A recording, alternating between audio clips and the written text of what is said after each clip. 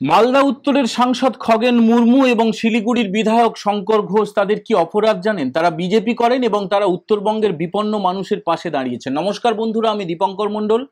নবান্ন নিমন্ত্রণে আপনাদের সবাইকে স্বাগত। যখন 50,000-এর বেশি মানুষ তারা গৃহহারা, তারা বিপন্ন, বহু মানুষ যাদের জীবন চলে গিয়েছে, জীবিকা চলে গিয়েছে, তারা হায় হায় করছেন, চোখের জল ফেলছেন, তখন কলকাতা রেড রোডে মমতা বন্দ্যোপাধ্যায় রাজ্যের মুখ্যমন্ত্রী ধেই ধেই করে নাচছেন এবং অন্যদিকে বিজেপির যারা সাংসদ, যারা বিধায়ক, যারা নেতা কর্মী, তারা গিয়ে বিপন্ন মানুষের পাশে দাঁড়াচ্ছেন। সেটাই অপরাধ। এবং এই কারণে তৃণমূলের যারা জল্লাদ বাহিনী তারা এমনভাবে ইট ছুঁড়েছে, গাড়িটাকে পুরোপুরি ভেঙে ফেলা হয়েছে। এবং যে ছবি, সেই ছবি আমরা দেখাতে পারবো না। তাহলে সোশ্যাল মিডিয়ার তো একটা মিনিমাম নিয়ম থাকে, সেই নিয়ম আমরা লঙ্ঘন করব। সেই ছবি আমরা দেখাতে পারবো না, শুধু মুখে বলে দিচ্ছি, যতটুকু বেশ কিছু শব্দকে আমরা উচ্চারণ না করে বলে দিচ্ছি, আপনারা যা বোঝার বুঝে নিন।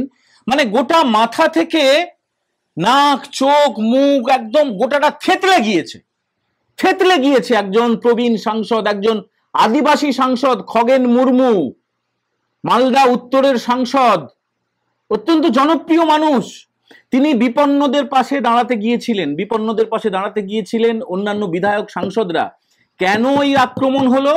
রাজ্যের মুখ্যমন্ত্রী মমতা বন্দ্যোপাধ্যায় বলছেন ভুটানের জল ঢুকেছে, সিকিমের জল ঢুকেছে, বিহারের জল ঢুকেছে, তার জন্যই নাকি রাজ্যে এই বন্যা পরিস্থিতি তৈরি হয়েছে, কেন্দ্রীয় সরকার দায়ী, বিজেপি দায়ী। এমন কিছু মূর্খ তৈরি করা আছে পশ্চিমবঙ্গে, এবং তারা অবশ্যই তোলামূলের সমর্থক। তারা কিন্তু এটা বিশ্বাস করবে, তারা বিশ্বাস করবে। দেখছিলেন না কয়েকদিন আগে যখন কলকাতা জলে ডুবে গিয়েছিল, তখন ওইসব নোংরা আজে বাজে ভুয়া কথা, কুসংস্কারমূলক কথা, এই কারণে বিজেপির জন্যই নাকি এই বন্যা হয়েছে। কি অবস্থা ভাবুন তো। অন্য রাজ্য থেকে জল ঢুকছে, ম্যানমেড বন্যা বলছেন মুখ্যমন্ত্রী মমতা বন্দ্যোপাধ্যায়, পরিকল্পিত বন্যা বলছেন। এবং তিনি কলকাতা থেকে যখন রওনা হচ্ছেন উড়ান পথে, তখন তিনি বলে গেছেন আমি হাসিমারায় যাব, হাসিমারা থেকে আমি নাগরাকাটায় যাব, সেখান থেকে আমি বাগডোগরায় ফিরে আসব, বাগডোগরা থেকে ফিরে আগামীকাল আমি মিরিকে যাব। আপনি গিয়ে করবেনটা কি? আপনি ধীরে ধীরে করে নাচছিলেন কালকে, আবার কি নাচবেন? নাচুন, নাচুন, কারো কিছু অসুবিধা নেই, আপনি নাচুন। আর কয়েকটা মাস সময় আছে, আপনি নেচে নিন। কিন্তু যারা বিপন্নদের পাশে দাঁড়াচ্ছে তাদেরকে আপনার ছেলেরা মারধর করছে কেন? একদম মাথা, মুখ, চোখ থেতলে গেছে। সেই ছবি আমরা দেখাতে পারবো না বন্ধুরা, দেখাতে পারবো না। মানে ঝাপসা করলেও সেটা বিধিভঙ্গের অপরাধে আমরা পড়ে যাব। ইউটিউবের যে নিয়ম রয়েছে, সেই নিয়মে আমরা ছবি দেখাতে পারবো না। উত্তরবঙ্গ থেকে আমাদের প্রতিনিধি শুভ্রজিৎ লাহা কিছু ছবি পাঠিয়েছে, সেই ছবি আপনারা দেখবেন। আমরা আমাদের যে স্ক্রিন রয়েছে, স্প্লিট স্ক্রিন করে আমরা দেখাচ্ছি ছবিগুলো। কি ভয়ঙ্কর অবস্থা। উত্তরবঙ্গের সমস্ত নদী ফুঁসছে, এখনো পর্যন্ত মানুষ গৃহহারা, চোখে জল পড়ছে। মুখ্যমন্ত্রী কালকে রাত্রে নাচছিলেন ধেই ধেই করে, আবার তিনি কি নাচতে যাচ্ছেন কিনা আমরা জানি না। তবে যাওয়ার আগে বড় বড় বুলি কপচে গিয়েছেন তিনি। কেন্দ্রীয় সরকারের দোষ, টাকা দিচ্ছে না, বিজেপির দোষ, সিকিম থেকে জল আসছে, সিকিম সরকার নাকি তার কাছে ক্ষমা চেয়েছে চিঠি লিখে, ভুটান সরকার নাকি ক্ষমা চেয়েছে চিঠি লিখে। মানে ভুটান কি তার পাশের কাউন্সিলরের এলাকা? একটা আলাদা দেশ। সেই দেশ নাকি মমতা ব্যানার্জির কাছে চিঠি লিখে ক্ষমা চেয়েছে যে জল ছাড়া হয়েছিল, এই জন্য আপনাদের এলাকা ডুবে গেছে।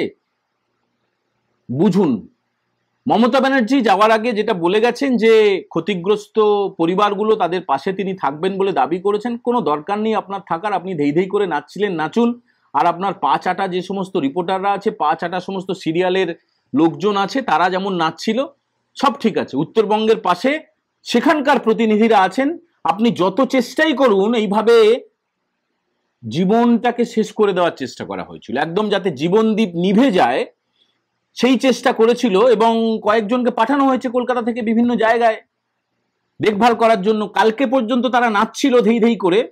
শনিবারের ঘটনা, রোববার মমতা ব্যানার্জি নাচলো, সোমবার দিন পাঠানো হলো। এবং সোমবার কলকাতা থেকে যখন দ্বীপ্রহর হলো, তখন মমতা ব্যানার্জি বেরোলেন, বেরিয়ে তিনি হাসিমারার দিকে রওনা হলেন। তারপরে তিনি বললেন যে তিনি নাগরাকাটা যাবেন, এবং নাগরাকাটাতেই হলো আক্রমণ এবং জীবন শেষ করে দেওয়ার চেষ্টা। এই মুহূর্তে মালদা উত্তরের যিনি সাংসদ খগেন মুর্মু, তার অবস্থা ভালো না, মাথা চোখ মুখ সব থেঁতলে গেছে, শেষ হয়ে গেছে। শঙ্কর ঘোষ কোনো ক্রমে বেঁচে গেছেন, তার ভিডিওটা আমরা দেখানোর চেষ্টা করব আপনাদেরকে, শঙ্কর ঘোষ কি বলেছেন। আর খগেন মুর্মু কথাই বলতে পারছেন না। বর্তমানে আমাদের গাড়ির অবস্থা দেখতে পাচ্ছেন, এই যে খগেনদা আজ বাকি নেই, এই অবস্থায় আমরা দ্রুত বেরিয়ে যাচ্ছি। খগেনদাকে দ্রুত হসপিটাল জন্য আমাকে বেরোতে হলো। এই দেখুন গাড়ির সারা সব জায়গায় কাজ, এই দেখুন পাথর, এই যে পাথর, এই সব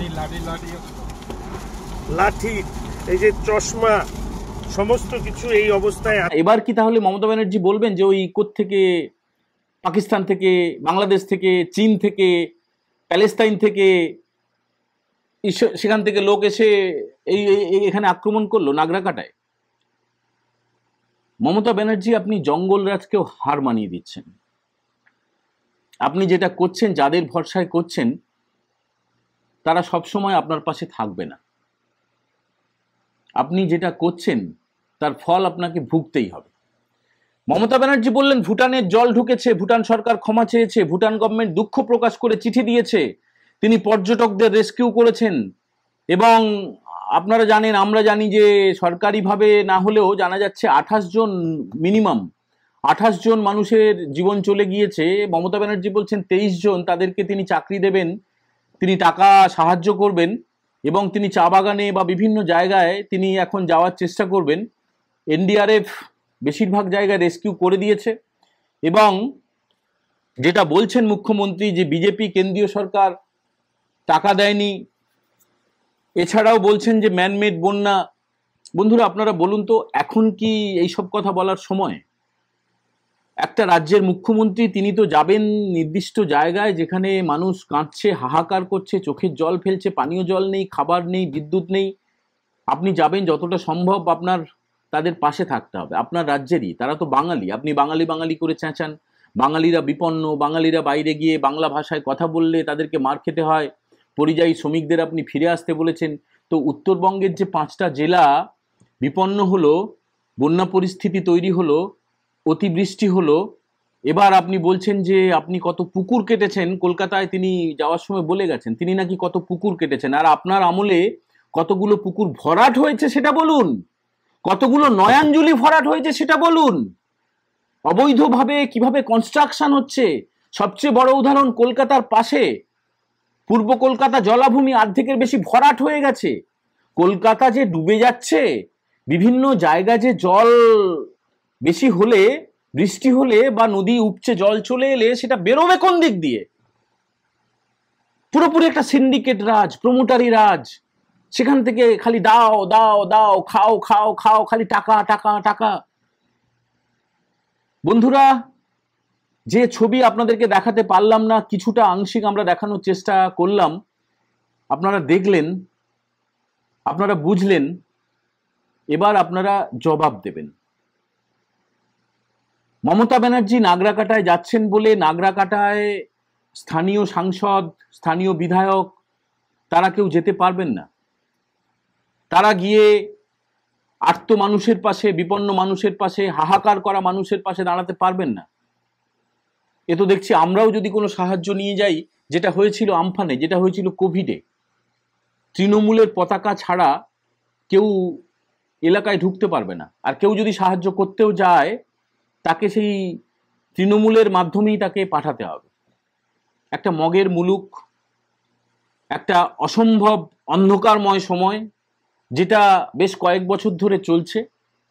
এবং এখন যেটা বন্যার জল যেমন বিপদ সীমা পেরিয়ে যায়, এই অন্ধকারময় সময়ে আমাদের প্রত্যেকের জীবনে বিপদ সীমা পেরিয়ে গেছে। সিদ্ধান্ত নিতে হবে আপনাদের, সিদ্ধান্ত নেব আমরা। এবং নবান্ন নিমন্ত্রণের এই এপিসোড আপনাদের কেমন লাগলো সেটা অবশ্যই আপনারা জানাবেন। আজকের মতো আমরা এই এপিসোড এখানে শেষ করছি। সবাই ভালো থাকবেন। জয় হিন্দ, বন্দে মাতারাম।